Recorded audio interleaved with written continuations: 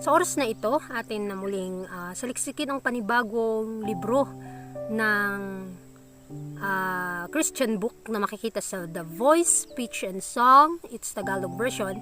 Nasa chapter 1 na po tayo. No? Samahan niyo po akong pag-aralan ng salita ng Panginoon. Pinamagatan ito na ang makalangit na talento. Okay? Sabi sa first slides na isang kataas-taasang pagpapala para sa kabutihan. Ang kapangyarihan ng pagsasalita ay isang talento na dapat masigasig na linangin sa lahat ng mga kaloob na natanggap natin mula sa Diyos. Walang sinuman ang mga kakayahang o ang may kakayahang maging mas malaking pagpapala kaysa rito. So dito mapapansin natin na gaano kaimportante ang pagsasalita. Matutukoy natin kung gaano din tayo pinapaalalahanan ng Panginoon na maging banal tayo sa lahat ng bagay. Ano yung iniisip natin, yun yung lumalabas sa bibig natin. Nawa ay may malaking pagpapala tayong maihahatid sa pamamagitan ng ating tinig. So sabi pa dyan na sa pamamagitan ng tinig na ating kinukumbinsi at hinihikayat, sa pamamagitan nito ay nag-aalay tayo ng panalangin at papuri sa Diyos, at sa pamamagitan nito ay sinasabi natin sa iba ang pagmamahal ng manunubos. Gaano kahalaga kung gayon na ito ay sinanay upang maging pinakamabisa para sa kabutihan. So, mga kapatid, part po ito ng character building. Ano yung mga lumalabas sa ating mga bibig? Kinakailangan na magamit po ito o magamit natin ito sa kaluwalhatian ng Panginoon. Dahil ang buhay natin ngayon dito, na pag-aaralan na natin kung paano tayo manampalataya, at sa ating pananampalataya ay gamitin natin ang ating mga salita. Salita lamang ng Diyos ang kinakailangan nating mas maunawaan upang ito'y mas lumalabas at gawin nating tupiko sa lahat ng ating mga pag-uusap. Mga kaloob na banal na tinig at dila. Ang tinig at dila ay may kaloob mula sa Diyos, at kung ginamit ng tama, ito ay isang kapangyarihan para sa Diyos. Malaki ang kahulugan ng mga salita. Maaari silang magpahayag ng pagmamahal, debosyon, papuri, himig sa Diyos o puot at paghihiganti.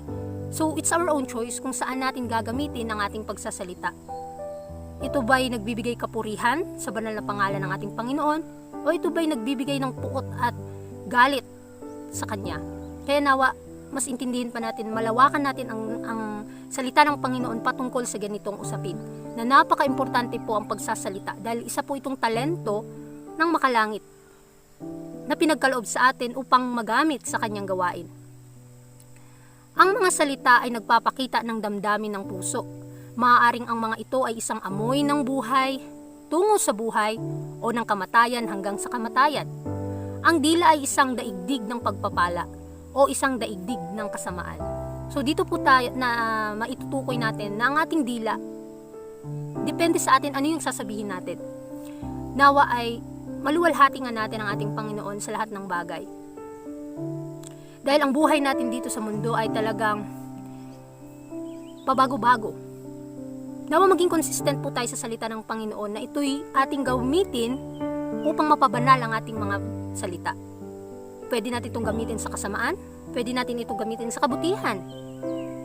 At binibigyan tayo ng babala ng Panginoon sa ano magiging resulta kapag sa kasamaan natin ito ginagamit. Marami tayong mga salita araw-araw na binibigkas na hindi naman talaga importante. Nawa ipanalangin natin ang isa't isa na kahit sa pagsasalita ay napakalaking halaga sa buhay ng tao. Isang kapangyarihan sa komunikasyon ng kaalaman. Maaaring mayroon tayong kaalaman, ngunit maliban kung alam natin kung paano gamitin ang tama ang boses, magiging kabiguan ang ating gawain. Maliban kung mabibihisan natin ang ating mga idea sa angkop na wika, ano ang pakinabang ng ating edukasyon? So kinakailangan may kaalaman tayo. Iniisip natin ano yung binibigkas ng ating mga bibig. May mga nagkokorek sa atin sa panahon na kailangan iniisip talaga natin ano yung mga sinasabi natin, ano yung sinasalita natin. Dahil kahit hindi mo sadyang masaktan ang isang tao, once na hindi natin pinapanalangin ang lumalabas sa ating mga bibig, ay may mga tao talagang ma-offend agad. Kaya nga kailangan, every breathing is a blessing, at kinakailangan, bawat salita na lumalabas sa ating mga dila ay magbigay kapurihan sa banal na pangalan ng Panginoon at maging pagpapala sa mga taong nakakakinig. Ang kaalaman ay magiging maliit sa pakinabang sa atin maliban kung linangin natin ang talento sa pagsasalita. Ngunit ito ay isang kahangahangang kapangyarihan kapag sinamahan ng kakayahang magsalita ng matalino, kapaki-pakinabang ng mga salita at magsalita ng mga ito sa paraang makatawag pansin. So napakaganda po mga kapatid kapag ang ating mga salita ay ating ginamit sa wasto. Ipanalangin po natin sa Panginoon na gamitin niya tayo, mapabanal ang ating mga salita dahil hahatulan po tayo ng Panginoon ayon sa mga salitang binibigkas natin. Kaya nga, tuunan natin ng pansin ang mga bagay kung ito ba'y mabuti o masama. Sa ating buhay ngayon, piliin po natin ang buhay, piliin natin kung ano yung nagbibigay kaluwalhatian at pagpapala sa Panginoon. At sa mga nakakarinig, nawa ay tuunan natin kung dati o noon ay talagang ikaw ay malakas magsalita ng hindi karapat-dapat. Ngunit kapag alam mo na itong katotohanan, itong usapin ng pagsasalita, kung paano natin gagamitin ang ating mga dila, nawa ay mabago po ito na ma-exercise natin at maging matalino po tayo sa paggamit ng ating mga dila. Impresyon sa pamamagitan ng malalim na damdamin at kalungkutan. Gaano man kalaki ang mga kaalaman ng isang tao, ito ay walang pakinabang maliban kung kaya niyang ipaalam ito sa iba. Hayaang ang lungkot ng iyong boses, ang malalim na pakiramdam nito ay magkaroon ng impresyon sa mga puso. So, bari natin gamitin ang ating mga pagsasalita sa panahon na tayo'y nagko-comfort sa isang tao, nagbibigay ng encouragement para siya ay magpatuloy sa laban ng pananampalataya. At nawa ay maging guard po sa atin o yung mga salita ng Panginoon ang silbing gabay kung ano yung mga salita na dapat nating mabigkas. Isang sagradong pagtitiwala. Ang kaloob ng pananalita ay isang mahalagang talento. Huwag kailanman hamakin o pabayaan ang regalong ito. Salamat sa Diyos dahil ipinagkatiwala ito sa iyo. Ito ay isang mahalagang regalo na dapat pakabanalin, itataas at parangalan. Bilang isang sagradong pagtitiwala, ang boses ay dapat gamitin para parangalan ang Diyos. Ito ay hindi kailanman dapat magbitaw ng malupit, maruming mga salita o mga salita ng paghahanap ng kamalian. Ang ebanghelyo ni Kristo ay dapat ipahayag sa pamamagitan ng tinig. So, binigyan na po tayo ng halimbawa ng Panginoon kung paano natin gagamitin ang ating mga dila sa pagsasalita na ito ba'y naaayon sa kanyang kalooban. Dapat nating ipahayag ang isang katotohanan na may pag-ibig sa ating mga dila. Gagamitin natin ang ating mga bibig sa pagpapahayag dito. At kapag ginamit na natin sa kaluwalhatian ng Panginoon ang ating mga boses, ang ating mga tinig, maging aware na po tayo kung paano natin ito gagamitin sa ibang bagay dahil hindi tayo makakaserve ng dalawang guro.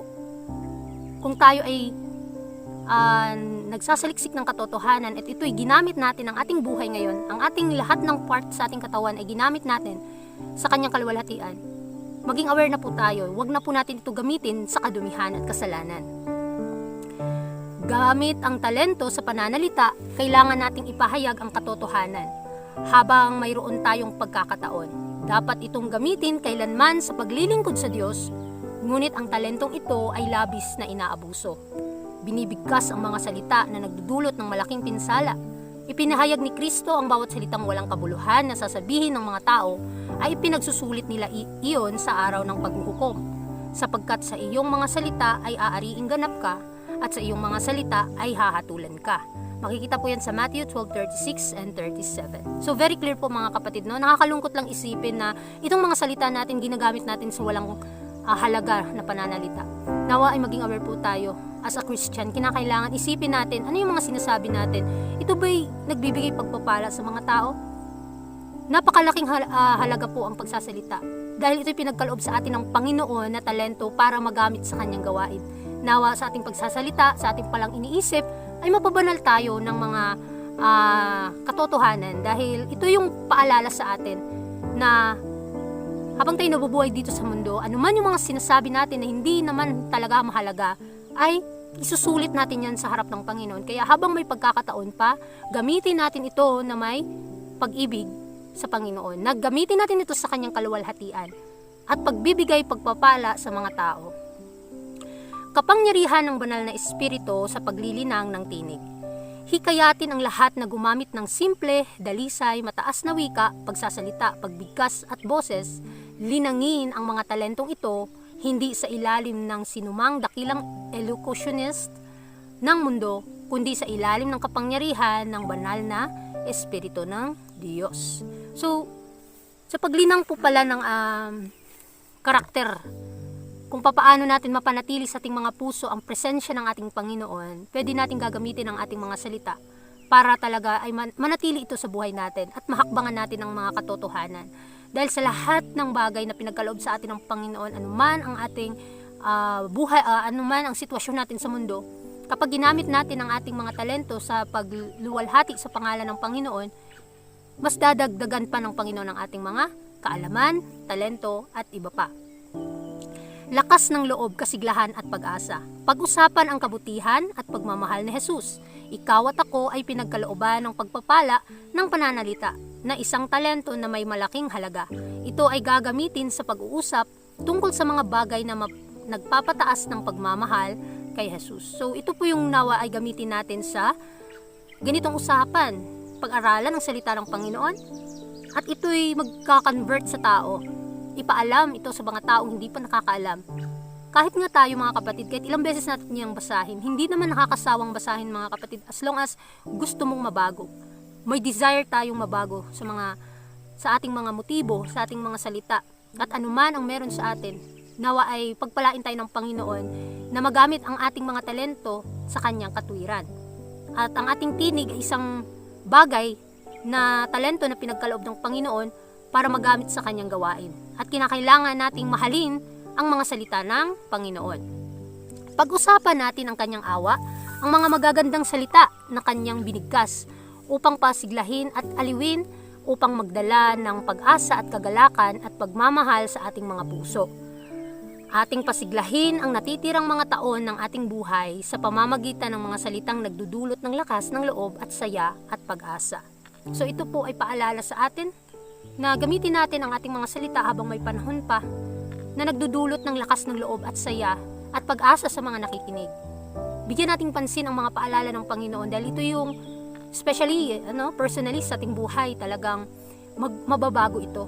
At dito talaga mag-uumpisa sa ating mga puso kung papaano natin linangin ang karakter ng ating Panginoon, kung papaano siya magsalita. Kahit nga sa boses natin, kahit sa tono ng boses natin, kinakailangan na maging aware po tayo kung paano natin ito mai-deliver sa mga tao. Ilalagay ng kaaway ang kanyang anino sa pagitan ni Kristo at ng ating mga kaluluwa. Tutuksuhin niya tayong magsalita sa paraang nagdududa at walang pananampalataya. Ngunit kapag ang mga hindi kanais-nais na kaisipan ay naghahanap ng pagbigkas, huwag magbigay ng pagpapahayag sa kanila. Magsalita ng pananampalataya. So ito din po pala tukso ng kaaway kung paano natin bigkasin ang mga salitang hindi naman talaga importante at walang pananampalataya. Kailangan na dawi tayo magsalita sa mga tao, dawi natin silang itrato, i-approach mga kapatid ay talagang may pananampalataya tayo. Magsalita tayo na may pananampalataya upang ang kaaway ay tumigil na sa pagkakatukso sa atin na minsan yung mga salita natin nakadefense sa ating emotion, sa ating mga nararamdaman at sa mga pagdududa at pag-aalinlangan. Naway gamitin natin ang ating mga salita kung paano maluwalhati ang Panginoon. Pag-usapan ang biyaya ng ating Panginoon at tagapagligtas ng kanyang pag-ibig at awa, ng kagandahan ng kanyang pagkatao. Hayaang maging natural para sa mga labi na magbigay ng pagbigkas sa mahalaga, nagbibigay inspirasyong mga kaisipan. So dito mga kapatid, habang pinag-aaralan natin ang salita ng Panginoon, naglilinang tayo ng mabuting kaisipan kung paano natin siya maluwalhati. At sa ating mga salita ng Panginoon na ating pinag-aaralan, nawa tumimo ito sa ating puso at maging inspirasyon ito sa ating mga buhay, sa ating isipan. Dahil nag-uuna talaga yung before tayo magsalita, inuuna ng Panginoon kung ano yung ating mga iniisip, ang ating imahinasyon. Nire-record yan kung ito ba'y napapabanal sa ating buhay. Kaya kailangang pag-aralan talaga ang mga salita ng Panginoon para ito yung magsisilbing paalala sa atin sa panahon tayo ay nakakalimot. pagbabalik loob ng dila. Ang dila ay isang masuwayin na miyembro, ngunit hindi dapat ganon. Dapat itong mabago, sapagkat ang talento sa pagsasalita ay isang napakahalagang talento. Si Kristo ay laging handang magbigay ng kanyang mga kayamanan, at dapat nating tipunin ang mga hiyas na nagmumula sa kanya, upang kapag tayo ay nagsasalita, ang mga hiyas na ito ay maaaring mahulog mula sa ating mga labi. So, ito po yung dapat nating pansinin, mga kapatid, na ang mga salita ng Panginoon ang lagi nating bigkasin, lagi nating ipahayag upang sa ating pagsasalita ay may pananampalatayong maipagkakaloob sa mga tao. Kinakailangan sa lahat ng ating mga gagawin, tayo ikakain, tayo iinom, ay magbigay kaluwalhatian sa Panginoon, sa ating mga imahinasyon, sa ating mga iniisip, at higit sa lahat sa ating mga salita, dahil ito'y napakalaking halaga sa buhay natin.